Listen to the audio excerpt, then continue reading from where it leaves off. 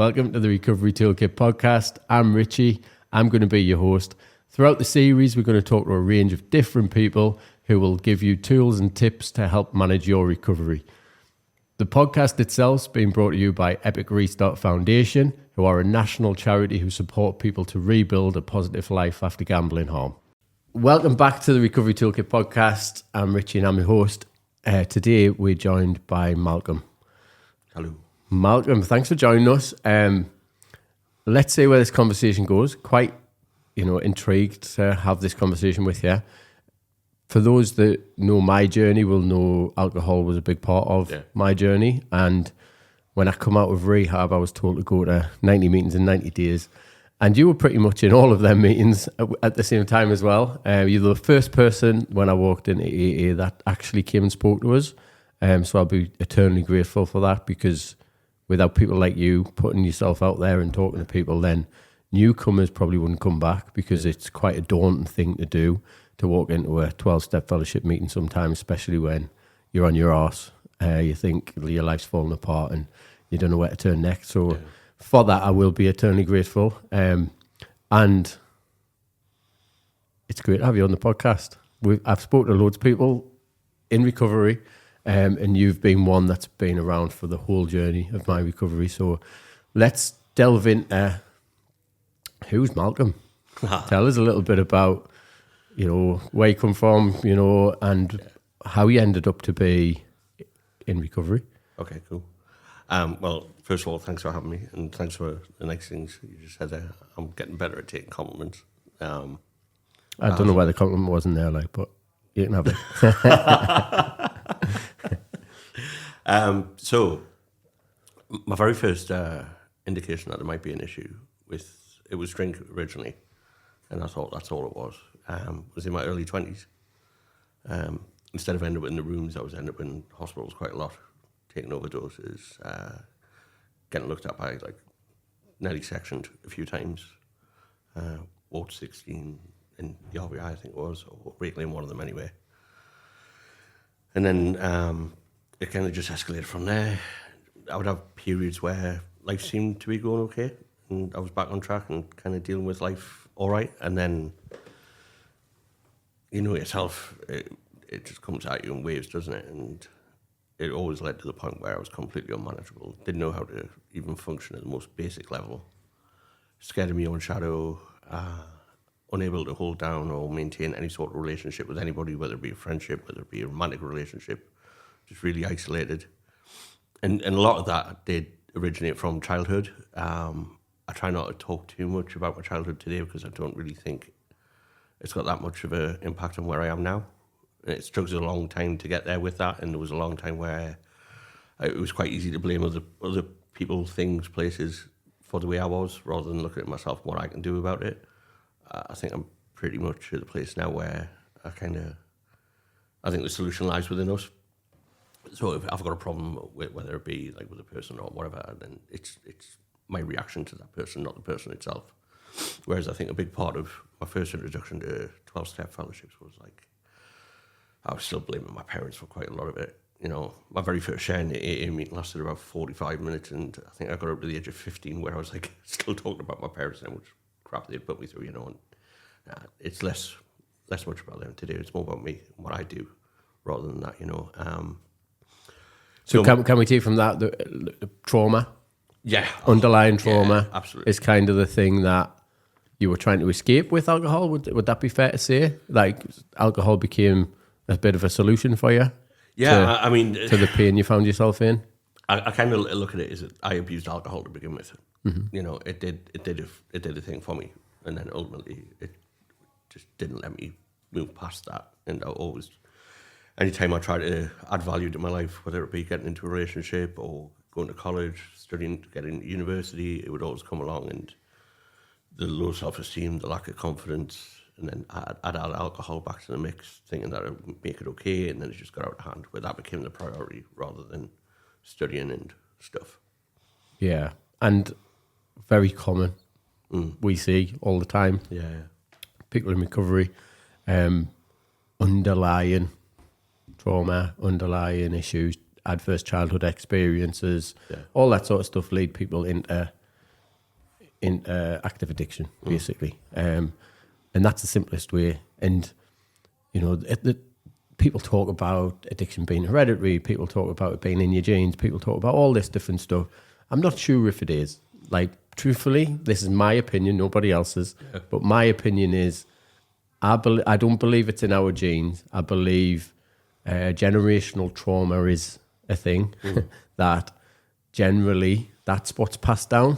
Yeah, is the trauma, not the addiction. The addiction becomes the coping strategy to the trauma. Absolutely. And that's what I see a lot of the time. And I always say, I normally have a conversation with somebody, and by the time they've got the fifth question, they're going, "Oh fuck, that's it. That's the reason." And the penny drops because, and it's not that I'm putting stuff in their minds or that I'm just facilitating a conversation or having a conversation, and that's generally where it leads to. So that's how it all went. You know, active addiction for yourself.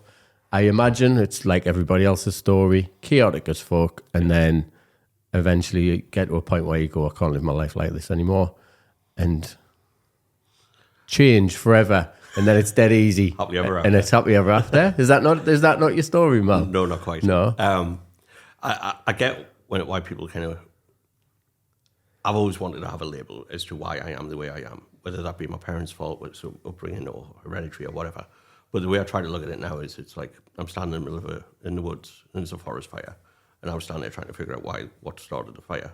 Just get out, just go, worry about that shit later, you know. And the more I try to kind of focus on me being the problem and the solution to the issue, then it's a lot easier, and I don't play the blame game. And it's not like, oh well, it's my great-great-grandfather's fault for being an absolute pisshead on the docks, do you know what I mean? Yeah. It's funny that you say that, because most people that I speak to are doing really well in their recovery have took responsibility for it. Yeah, you have to. They to. Take personal responsibility, don't they? To.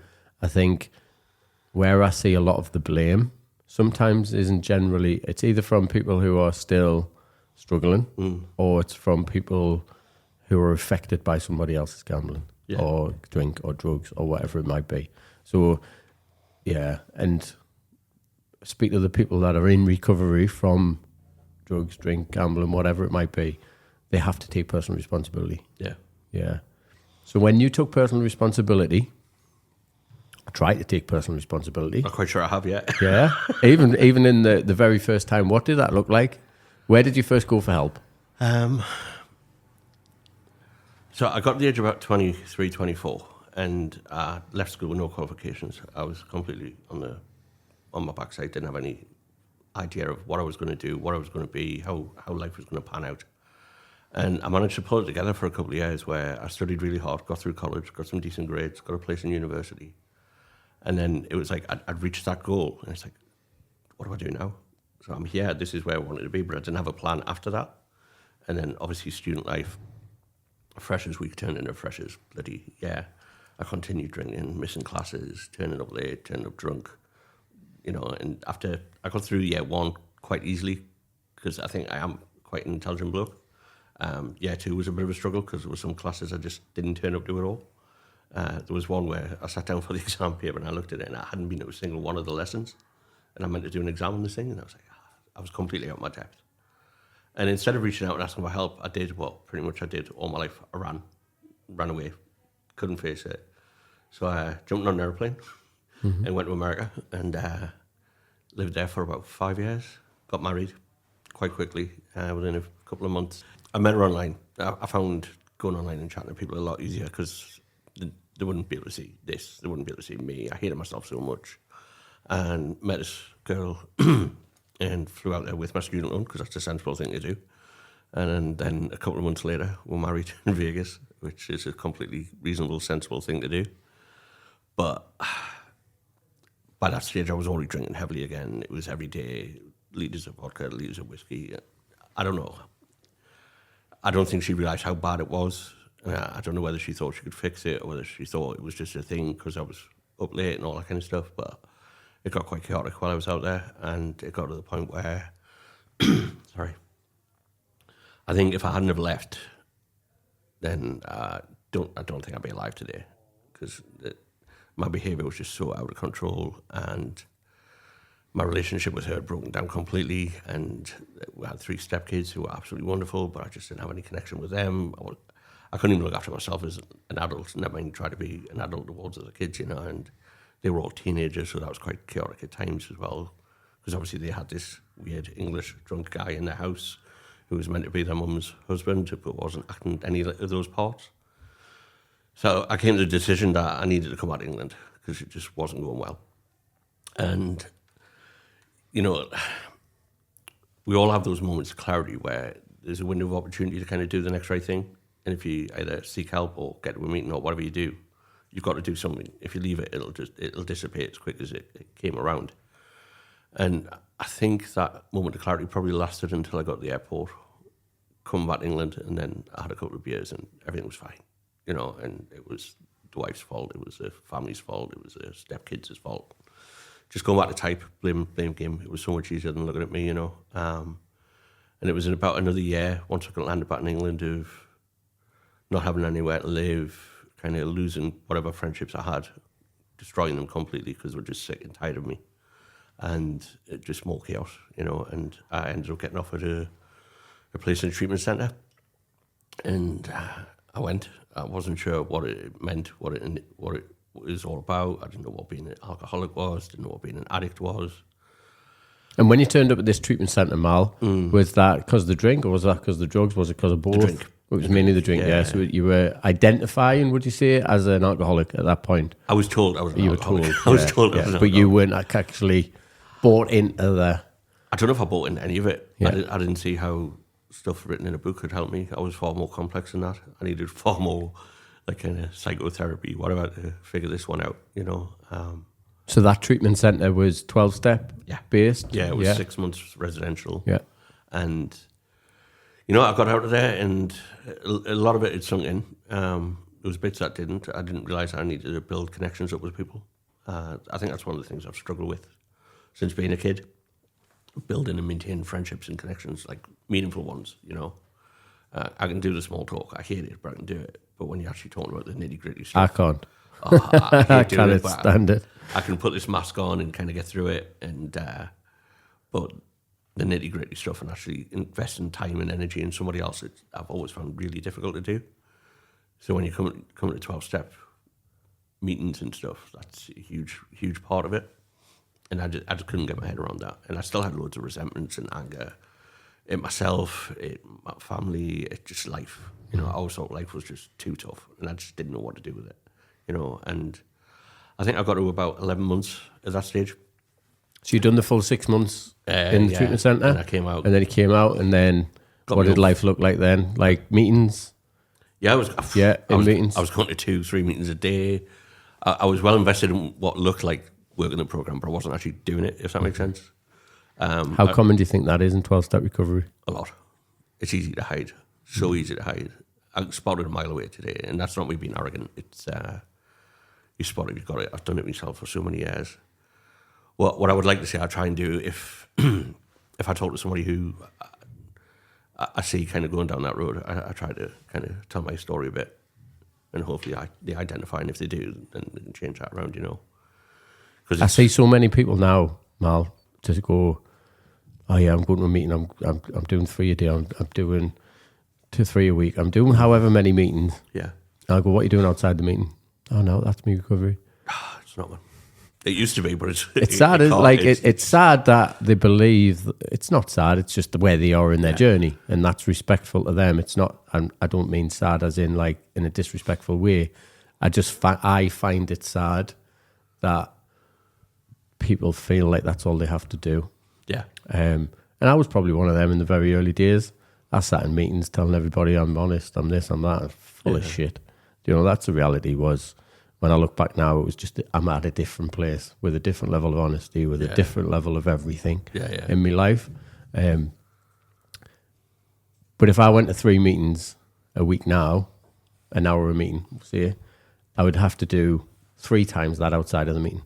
Yeah, like that's how much work I had to do. And I'm not saying everybody's the same as me, but if you're not doing more work outside the meeting, you're probably not doing the work. You're not moving forward. Yeah.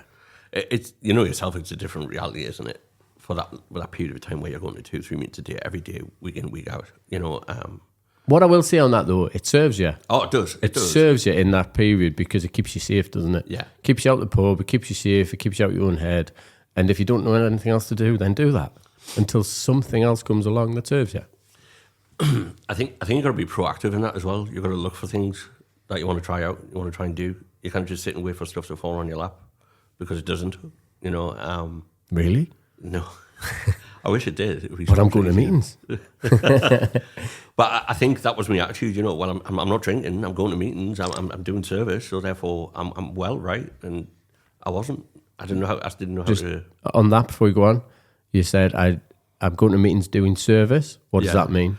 Whether the different positions within a meeting, either chairing a meeting, like hosting a meeting, what you're kind of doing here, talking and introducing a sharer, or whether it be literature or teas and coffees or whatever that looks like.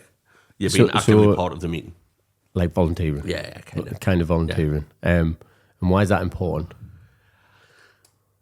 I think it's important on two parts. One, it keeps you committed to going to meetings, and that is, you do need to do that. You know, my meetings have went down a lot over the years, but then I still got a meeting I go to where I'm doing service every week. It's got to be that way, you know, because I've seen other people who drift away. I've seen myself drift away, you know, and you never hear about the ones where it works out all right. You always hear about the ones where it doesn't. And that's enough of a lesson for me to know that I need to keep my toe in the water, no matter what that looks like. But I was chairing 3 or 4 meetings a week. Some days I was doing 2 chairs in a day, trying to organise sharers. So it felt like a job. It felt like a responsibility. It's not, man. It shouldn't be, really, you know. I think for the first few months, like you said, it is important to kind of build those friendships up and those connections with people. But if I was still doing that today, I'd be more mental than I am. Yeah. I think it does serve you. And I say this all the time. Everything serves you in life. Yeah. The drink served you. For a period. You know, it took you away from pain, it took you away from discomfort, it gave you escape. Alcohol served some people, drugs served some people, gambling served me. All that sort of stuff serves you. So I'm not against it. I'm all for it. Yeah. For me, it got to a point where I just need to move on to something else. And I think that's important, that it's not the same for everyone, is it? You know? I think that's where I am now, where I'm looking for something else's, you know?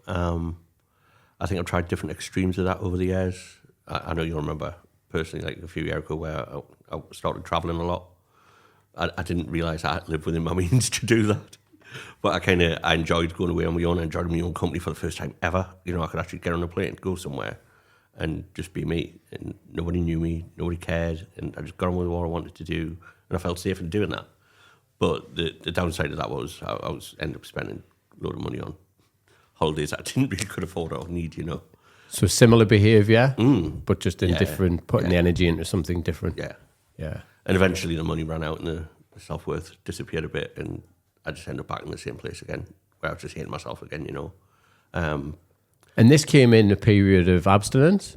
Yeah. So you kind of, you'd been in the meetings, you know, you'd been in and out a little bit, but then this time I'm going to go travelling and I'm going to do all this stuff, but still shit behaviour. So like when I came into recovery in 2007, and this is the way I word it and frame it for myself. So I've been in recovery since 2007. I've been clean over 3.5 years now. When I came around the meetings and started seeing what this process was about, you know, like I had nothing. I didn't have anywhere to live. I didn't have a job. I was unemployable. I was absolutely knackered. I've worked at the same job now for the past 13 years. I've got the same flat for the past 6 years. There's lots of things that have improved that wouldn't have improved if I hadn't been anywhere around the recovery community.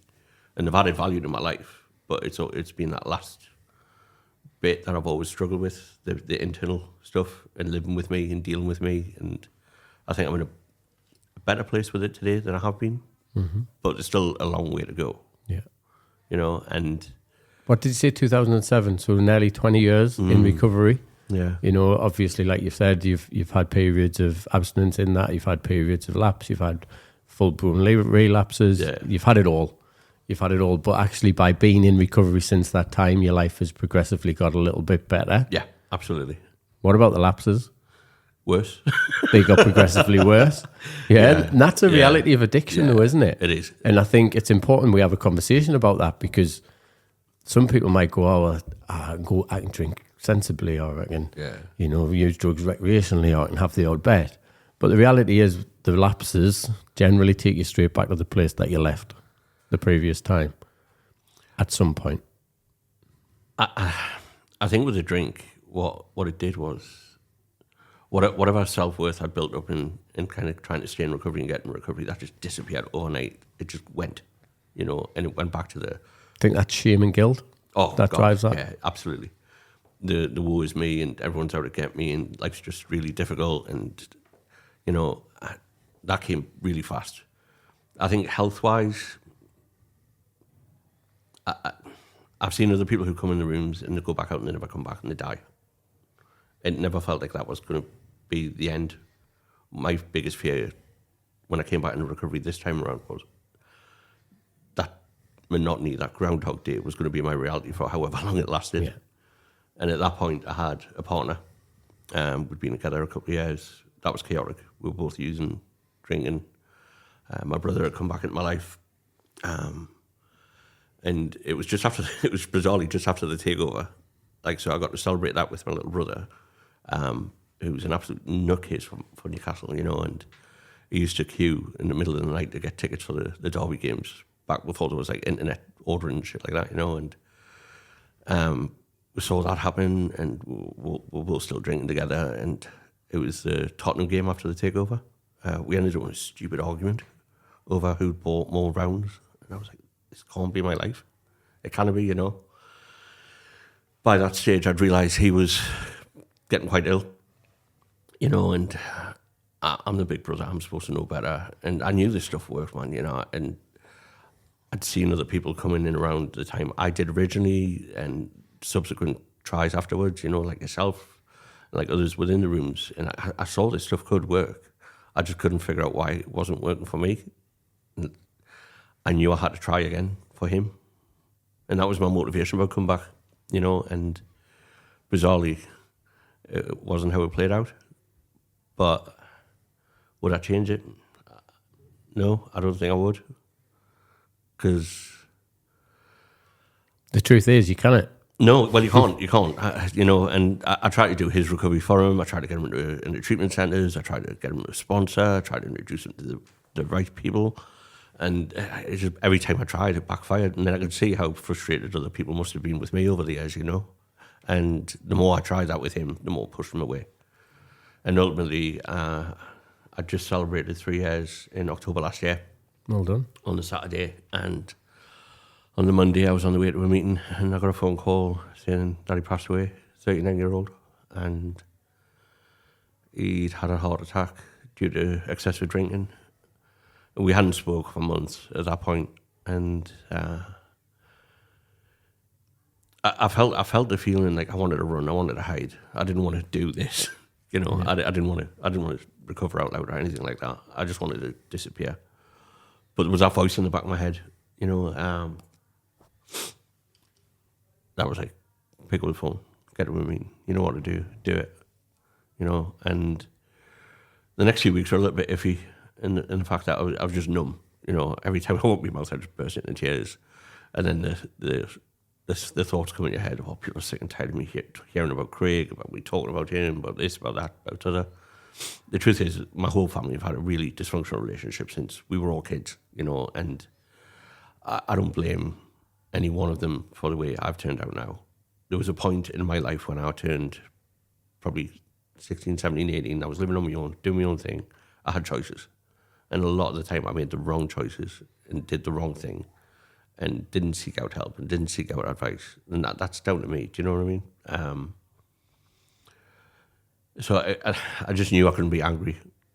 I just had to get through it, and whatever that looked like, But leading up to that, it was probably the best year that I'd had in recovery. I started doing...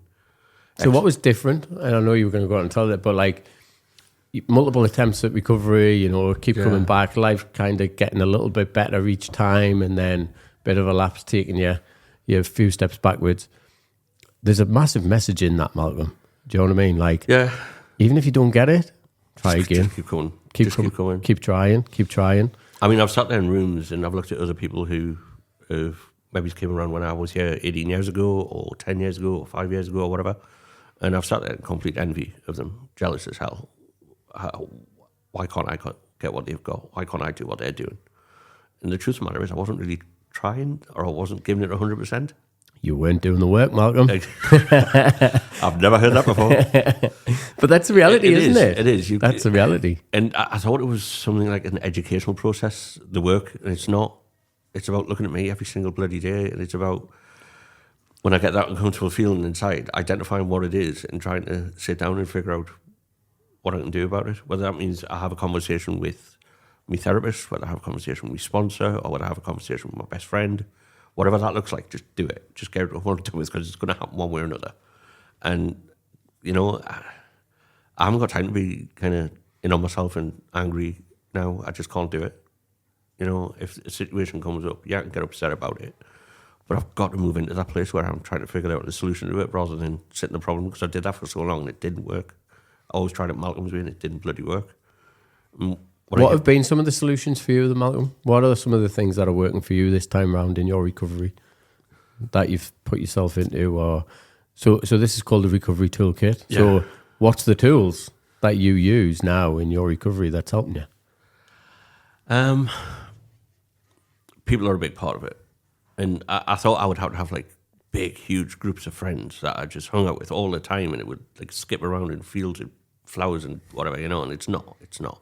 My circle's probably smaller now than it's ever been, but I've got people I can connect with and talk to and do stuff with that I know they enjoy doing and I enjoy doing, but maybe in different levels, but we're all there for each other and we support each other and we encourage each other and we big each other up, you know. So I know you've had Ria on the podcast, and I'm good friends with Ria, and she introduced me to a thing called Parkrun, and it would have been April last year where I did my first one. And I mean, back then, I'd started trying to get fitter again. Well, how fit? I was never fit. You know, I never done any running, never done any exercise. I think the only reason I managed to stay slimmer is because I didn't bloody eat and I just drank. That was it. You know, but when lockdown came about and come back into recovery, I weighed like close to 21 stone. I'm just over 15 now. Well done. Great progress. Very little that I've done, except do as I'm told. Put one foot in front of the other, literally. You done the work. Yes, I did the work. You done the work. Yeah. There's a few of the guys that we all went to the Sunday night meeting, and they were doing the parkrun on the Saturday, and they'll go for little jogs before the meeting on the Sunday. And every single one of them that came in the room looked glowing. They looked happy. I was like, what the fuck's that about? And I ended up going along with one of them. And a couple of the guys, Ria included, my first parkrun time was 1:20 something. So I literally just walked. I crawled practically. You know, it was really painful to move. I was starting to get my legs sorted out. I ended up with lymphedema in both legs. When I came back into recovery, I was excessively overweight. I couldn't walk more than 100 yards without being in pain. So to even get to a point where I could do 5 kilometers in an hour and 20 was a miracle. And those two guys had finished theirs like probably an hour before I even got around the first lap, you know. But they came back all the way at the end. And I kind of expected them to say, Howie, we need to hurry up. But they didn't. They just walked the rest with us. And it was like what recovery has been about, you know. You might be X years ahead of me, or I may be X months ahead of somebody else, but we'll walk that path with each other, you know, and we're there to help and support each other. And in an ideal world, that would be the way everyone sees it, and it would all be great. But you've got to tap into that, and you've got to believe it yourself for it to work, if that makes sense. Totally. And so once I got past my own head of that few seconds of like, oh, they don't really want to be doing this. It's like, hold on a minute, maybe they do. Maybe they want to encourage you, maybe they want to support you, and just do it. I don't think I really look back. And we went to the next one, and the next one, and the next one. And then July, I'd signed up for a bloody 10K through Newcastle. And it's like, I mean, I've done a few races now, and I don't class myself as a runner. I definitely walk most of the time. I do try to push it a little bit at times to kind of see if I can knock a few seconds off here and there. The ones I enjoy the most is where there's people at the back who are in the same boat as me. And you've got guys who rock up who want to beat their time and get their personal best and all that kind of stuff, and that's great. I'm not one of them. But you got the ones at the back who generally, they're running on trauma. And they're doing it for a cause, or they're doing it for a reason. There's something there, why they're doing it. And having them conversations when you're walking through the centre of London with a complete stranger for 2 hours of your life, it's just, I get a buzz from that, man. It's a lot. It really is, you know, and it's not about me hijacking them for 2 hours and dumping all my crap on them. I want to listen to them. I want to hear what they've got to say. I want to see what motivated them to be on that same footpath as I'm on at that minute. And I've met some amazing people over this past year doing this stuff, you know, and some of them I can't even remember their names because we didn't follow up, like to keep in touch or anything, because there's no need. Do you know what I mean? It's just that for those 2 hours, it's just. Everyone's put in your path, aren't they? Oh, absolutely. Absolutely. I know in the rooms they call it a higher power. You know, some people call it a faith. Some people call it, you know, the universe. Some people, anybody's got anything, but actually, there's just people are put in your path at a certain time because they're meant to be there. Yeah, absolutely. You know, and if you see that, you can then be grateful for them. You can then, you know, see the opportunity. You can meet them in a completely different place. And I think that's a beautiful thing, isn't it, of being on them journeys that you talk about. So the reason I spoke to you about coming along and talking to you was what I'm doing at the minute, and it kind of that bit of the story I just told you there, I can explain that better. So obviously, when I came back in recovery, I wasn't well at all, and I'd been up to St. Oswald's. I got referred to by the doctors. Before that, I was hospital doctors were holding cannulas in my arm. They were giving us antibiotics through a drip. They couldn't figure out what was wrong with me. And by luck, or higher power, or whatever, I managed to see a GP at my surgery who I'd never seen before, and he says, I think we need to refer you here. And they're going to St. Oswald's, and they've got a lymphedema clinic. I got seen there, and within a week, they're like, right, we know exactly what's wrong with you. It's this, this, and this, and you need to do this, this, and this. And if you do this, this, and this, it'll be all right. So I started doing as I was told and following the instructions, and it got better, you know. The fluid went away from my leg. I had 2 litres of fluid on each leg. That disappeared within a few months, so I started being able to move a little bit more. And then I started going out and walking through Chopwell or Plessy Woods or whatever. It would take a while, but I would walk, and I would get a little bit further each time, you know. And I think the Parkrun stuff came around at the right time because it gave us a bit of a kick on my backside to kind of, you know what, you can... Purpose? Yeah, absolutely. You know, and the community's so lush within Parkrun anyway. I've done runs down in London, and I've rocked up there with that thing in my head of like, oh, these people don't know me, they won't like me, they don't want me around. And then you walk through, and the sign's there, and the people are there. You've got the marshals, you've got the tail walkers, and everyone's happy. And it's just lush, man. It really is, you know. And for that hour or so, whatever I'm down there for, doing that, I don't need to give them the whole backlog of stories of crap I've been up to get to there. We're just talking chat about rubbish, and it doesn't matter. It's inconsequential, you know, and they may never see me again. And in some ways that's good because they can't figure out that I'm an idiot, and I can't figure out that they're an idiot.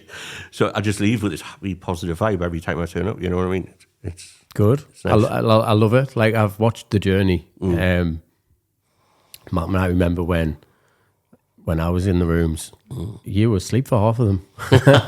That's the reality, when you used to fall asleep in the meetings, didn't you? Because you had all these complications going on. So I got diagnosed with sleep apnea about 10 years ago, but I never used the equipment properly. Yeah, and it was just basically untreat sleep apnea with a machine sat next to my bed that never got used. And then again, within a couple of years of being back in recovery, it was another thing I had to take care of, like the job, like the house, like this was the next thing. Yeah. And I think I probably got the stuff backwards. What I really should have focused on was that internal stuff first, then the external, and then the job and house and all that rubbish. But it worked out the way it worked out. Yeah, you're doing it now, aren't you? Yeah. I think every time there's an opportunity, like you said earlier, that you have a windows of opportunity. And most people will focus on the external opportunities first because that's more important to the world. Yeah. You know, the world that we live in now, it's more important that the external looks better than what the internal does. That only gets us so far before we start crashing again because we haven't sorted the shit out that's, like you say, internal. You know, I talk about my story in two different ways. I was talking about the outside looking in and the inside looking out. Yeah. And they're completely different stories, like the outside looking in, Richie was this, and this, and he had this, and, he was successful at this, and he played football and, careers and all that sort of stuff. Inside looking out, he was in a world of pain. Yeah. That's the reality. Yeah. In a world of pain, suffering, trauma, not knowing how to live his life. Yeah. And that's the reality, So when I got into recovery, it was about the outside. Yeah. It was about the external, because actually, that's more important. And if I get that external stuff, then I'll feel better. Fucking what a load of bullshit. Never works. Do you know what I mean? Never works. So we've all got to go through them processes, Yeah. though, to understand that it's not the external that we want, it's the internal. Yeah. So the fact that you are where you are now, the sleep apnea, the lymphedema, the health concerns, that's personal responsibility. Yeah. Personal responsibility, when we talk about that isn't just recovery. That isn't just turning up and doing the work around your recovery. That's turning up and looking after yourself. I massively think when we stop talking about drugs, when we stop talking about alcohol, when we stop talking about gambling, when we stop talking about sex, shopping, whatever the thing is, when we stop talking about that thing and we start talking about being a better human being, we have a chance. That's when the magic starts happening, I think. Totally, isn't it? Yeah, because it absolutely. goes, well, let's look at this whole holistic thing now that's going on. What's my health and well-being like? What's my resilience like? What's my housing like? What's my job like? What's my connections like? What's my friendships like? When I start looking at all them things, I've got a chance. Yeah, man. When I'm going, don't gamble, don't gamble, don't gamble, I'm still thinking about gambling. Let's not use drugs. I'm still thinking about drugs. Let's focus forward where we're going. So to sit and hear you say them things, I'm proper proud of you for doing that, and I've seen the journey as well. There's been ups, there's been downs, there's been insides out, there's been back to front. But here you are, you've just mentioned St. Albans was a big turning point. Yeah, well, they were in getting your health in check. Yeah, it was the beginning of starting to get my health in check. So obviously once I got my legs sorted out, I was still falling asleep in meetings, and it was a running joke. Oh, Malcolm's at the back snoring again. And could snore as well, couldn't you? You could definitely. snore. So I went back to the sleep clinic at the Freeman, and I was adamant they were going to fix this. It was either going to be an operation or whatever. They just needed to fucking do it. And they changed the setting on the pressure on the mask. And that was it. That's all that needed to be done. And that could have been done 10 years ago, just with a couple of conversations. But it is what it is. And what else did you have to do then, though? Use it. Put the mask on. Yeah. But I went from having like 75 episodes an hour where I stopped breathing for 10 seconds or more down to 5. And that happened overnight. So that was like a new lease of life as well. Yeah. So I was starting to get more mobility back. I wasn't drinking or using. I was starting to hang around with the right people. And then I was actually able to listen to what was going on in the meetings. So yeah, I might have been at thousands of meetings over the years. I could probably write down on the back of a matchbook where I actually remember to hear it. Do you know what I mean? So it just felt like a light had turned on, and all this stuff was clicking into place at the right time, and the opportunity to start doing the Parkruns came along. And then when Craig died in October, it felt like the rug had been pulled from underneath my feet because I was doing so well. And it was like, why is this happening to me? Well, that's rubbish. That's absolute bullshit. I had no control over what happened with him, and he didn't plan on this happening to him. Do you know what I mean? So when it got to Christmas time, and I do what I normally do, I bugger off for a week of Christmas. I usually plan wherever I'm going to be around fellowship stuff. So I'll make sure there's meetings in the area that I go to, and I just enjoy a bit of sun for 5 days and then come back and do what I do. It gives a bit of a recharge in the middle of the year when it's all rubbish weather. And I did a 10K in Portugal last Christmas just gone. And the atmosphere there was lush. It was meant to be flat, but it was in Lisbon, and Lisbon's not flat at all, so they lied. But the feeling of crossing the finish line, and it's that thing, isn't it? You get told a lot in the meetings early doors, like, don't take yourself too seriously. I was at the back of this event from the beginning, right? After the first initial downhill bit, it was uphill quite a bit. And for probably about 9 kilometres, I was followed by 2 police on motorbikes with the lights flashing. And the way they do the races over here is if the guys at the back overtake you, you've got to get off the course, you've got to go on the path and finish the course there. And I thought to myself, like, 9 kilometres, that's ridiculous to give you like 20 minutes to get way ahead of them, But it turns out that's not what they were doing. eventually stopped and talked to one of the guys on the police bike, and he kept like speeding up and slowing down, and he told us that basically if he didn't do that, the bike would probably stall because he was going too slow. So I was like, all right, that's humility for you. And there's those moments where I can kind of beat myself up and think I'm rubbish, think I'm shit, or I can say, you know what, just fucking do it, just have a laugh and enjoy it and be, you know. And I've never been able to be, and all the time I've been on this planet, I've never felt I was able to just be. So I can have a little bit of a laugh at myself and have a little bit of fun. I took a few silly photos with them behind us and funny smiles and all this kind of stuff, you know, and just I don't give myself anywhere near the grief I used to, you know. So where does that take you now then? So you've done some of that stuff. St. Oswald's big thing.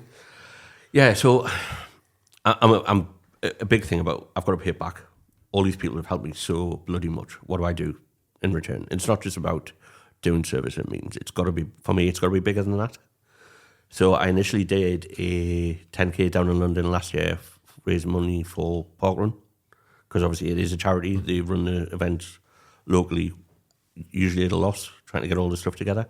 And I enjoyed doing that, and it felt like I had a bit of a purpose doing that. And the July, I'd done a 10K for George Street and tried to raise some money for them. And St. Oswald's was the reason why I'm back on my feet. So I was like, well, okay, what can I do for these?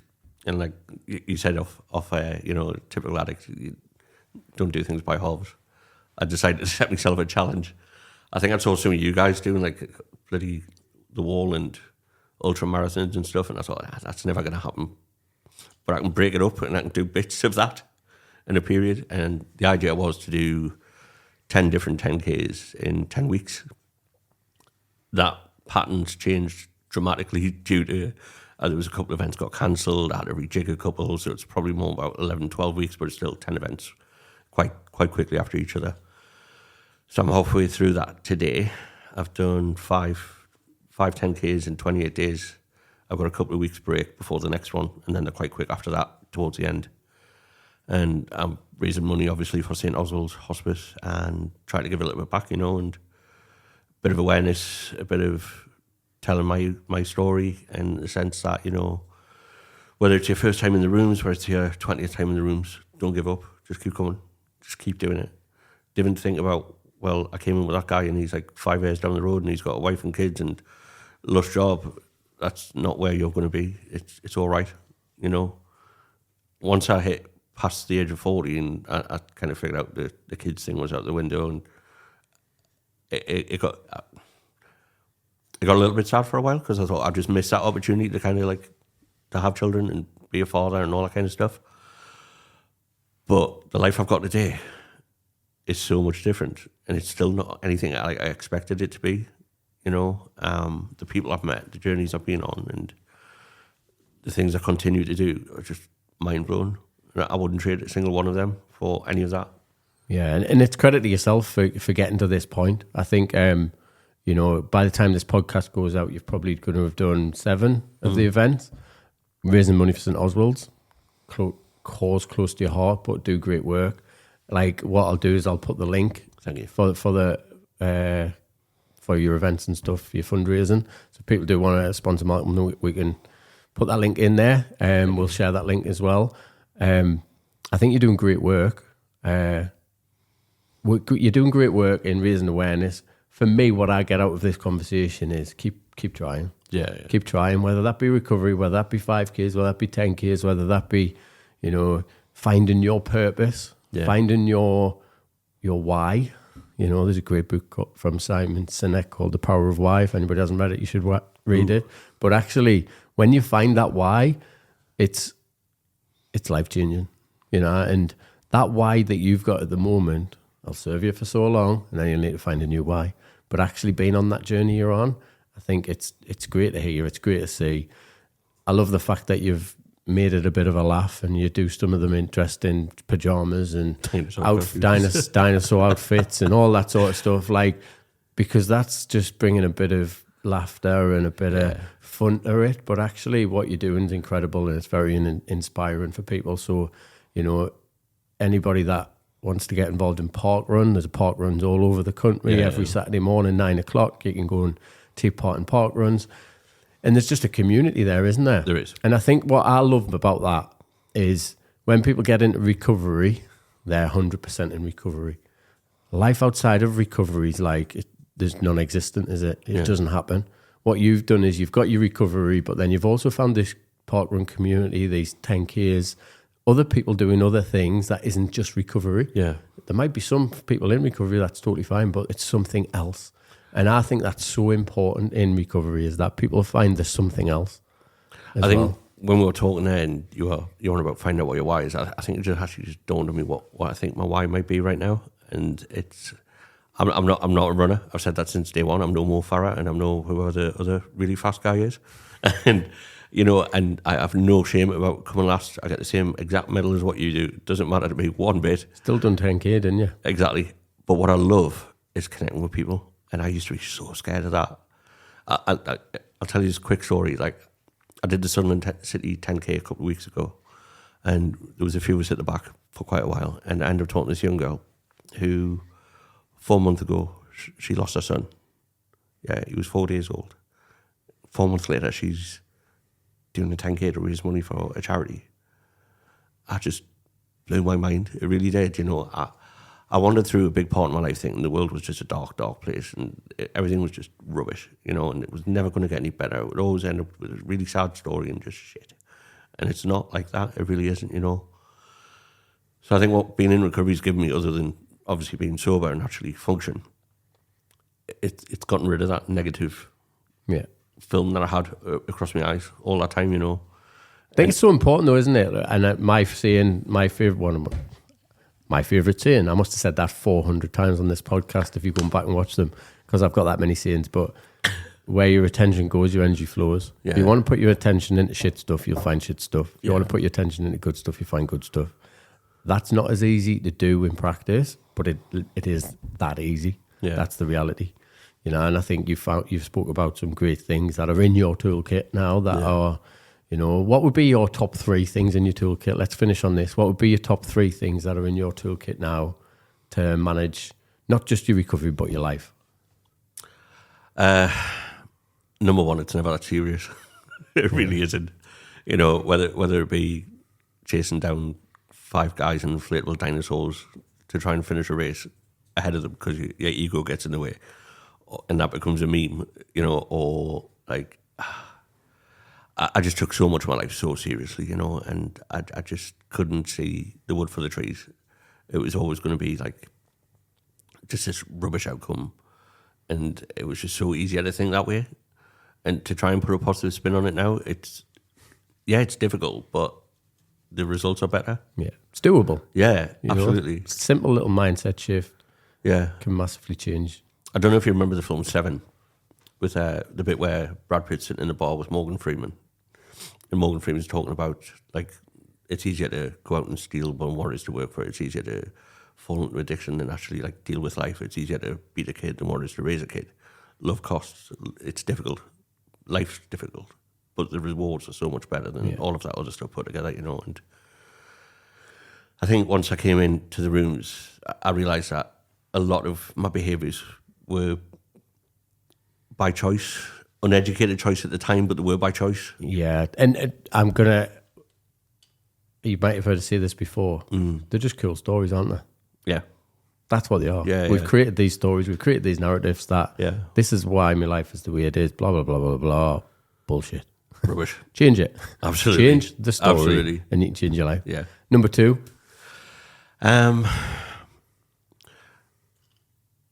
I think I've turned my stubbornness into resilience a little bit. They keep coming back, definitely. It would have been so much easier after the first hurdle of just, I don't know what pushed us to keep coming back. I think possibly a little bit of... So you mentioned resilience. How do you get resilient? What is it that you've had to do to get resilient? I don't know how to answer that. And I think that in itself is a trick. If you'd asked me this 5 years ago, I probably would have tried to wrangle an answer that made sense. But I don't know. Can I say what I think made you resilient? Keep coming back, trying stuff that probably you didn't think was possible, but achieving it anyway. And then, one of my favourite sayings, building the evidence that you can do it. Yeah. Like, and I say them things to everybody I work with, but I've seen you do that. You know, that's, so you are resilient because you've done them 10Ks, you've done them 5Ks, you've found the humor in it. You've done hard stuff. You've got through challenging times. You know, you got through the period with your brother, you know, passing away and not using. That's difficult. You didn't jump back to the things you always jump back to in the past. So building resilience is so important, but you've done it in a way that's, you know, showing your true colours, you know, with humility. What would be number 3? I think the biggest thing is I don't know how to do anything perfectly, and I understand that now. But I do know how to do things really badly. So if I avoid doing things really badly, it's got to be an improvement on what I used to do. Does that make sense? Whether it be building new relationships, building up friendships, handling myself better at work, starting doing the walking and trying to increase the pace a little bit, or whatever I choose to do. You know, I've got aspirations and plans in my head now that I never had. But if they don't work out, it's not the end of the earth. It's not the end of the world, you know what I mean?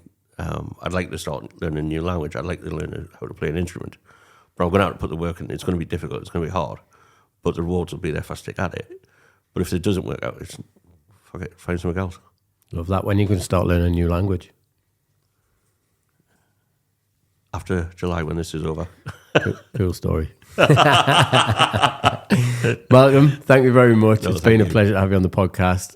Don't forget, if anybody wants to sponsor him, I'll put the links in the podcast. And yeah, thanks for your time, mate. It's been a pleasure. Thanks for listening to the Recovery Toolkit Podcast. If you took something positive from it, then why not subscribe? If you or somebody you know has been suffering gambling-related harm, why not head over to our website where you can join our community? The link is in the show notes.